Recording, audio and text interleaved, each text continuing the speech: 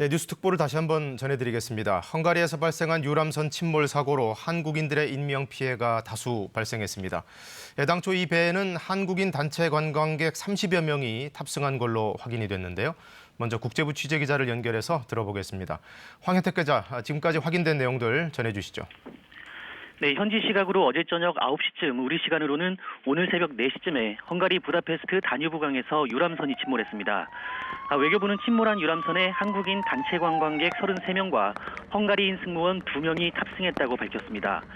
외교부는 한국인 탑승자 33명 가운데 최소 7명이 사망했다고 밝혔습니다.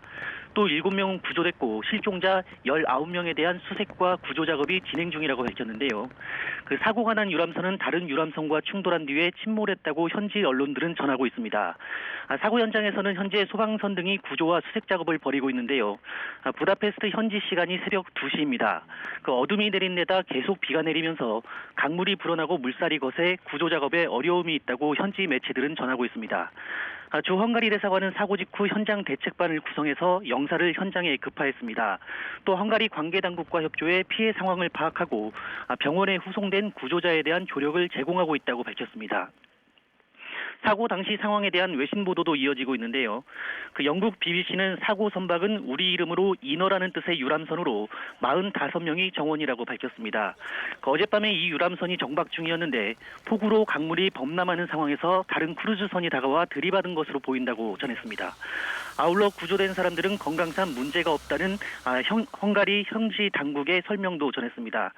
미국 ABC 방송은 구조된 사람 중에 한 명은 사고 현장에서 3km 떨어진 곳에서 발견됐다고 전했는데요. 그만큼 물살이 세다고 봐야 할 것으로 보입니다. 지금까지 국제부에서 전해드렸습니다. 네, 황현택 기자였습니다. 이번 사고를 당한 한국인들은 국내 여행사를 통해서 단체 관광을 갔다가 변을 당한 것으로 보입니다. 이 관련 정보 사회부 취재기자를 연결해서 또 들어보겠습니다. 김진호 기자, 여행사가 어딘지까지는 일단 확인이 됐죠? 예, 그렇습니다. 헝가리 부다페스트 다뉴브강에서 침몰한 유람선에는 여행사 참 좋은 여행을 통해 떠난 패키지 여행객들이 타고 있던 것으로 확인이 됐습니다. 참 좋은 여행 측에서는 자사 고객이 맞다고 밝히면서 정확한 실종 인원 등을 파악 중이다 이렇게 밝혔는데요. 현재까지는 인솔자를 포함해 31명이 탑승하고 있었다고 여행사 측에서는 밝히고 있습니다.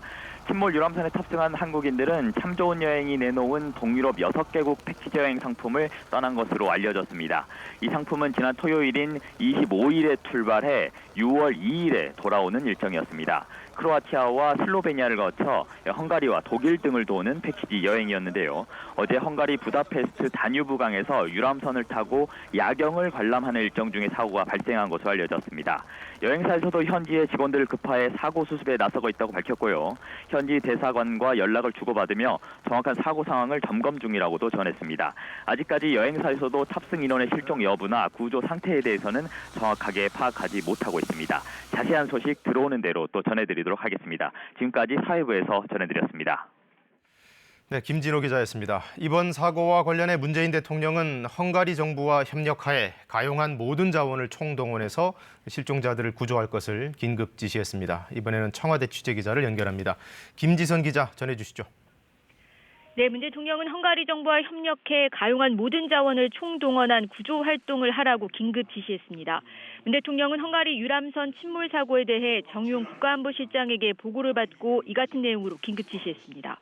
문 대통령 또 외교부 장관을 본부장으로 하는 중대본을 즉시 구성하고 국내에 있는 피해자 가족과 연락체계를 유지하고 즉각적으로 상황을 공유하라고 지시했습니다. 또 현지의 신속 대응팀도 바로 보내라고 밝혔습니다.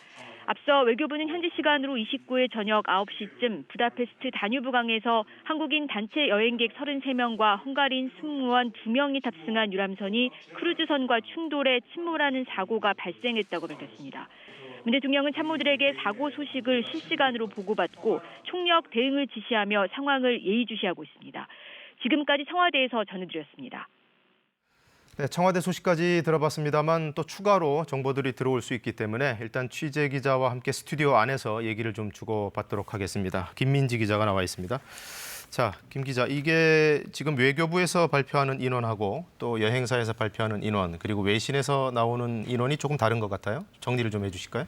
네, 우선 외교부가 발표한 탑승객은 우리 국민 탑승객은 33명입니다. 네. 그리고 사망자가 현재까지 7명이고 또 구조된 국민은 7명입니다. 또 19명이 실종돼 현재 구조 작업이 진행 중이라는 것이 현재 외교부의 설명인데요. 네. 지금 앞서 들으셨듯이 그 여행사 참 좋은 여행에서 지금 밝힌 인원은 약간 차이가 있습니다. 이쪽에서는 현재까지 인솔자를 포함해 31명이 탑승하고 있었다라고 밝혔는데요. 네.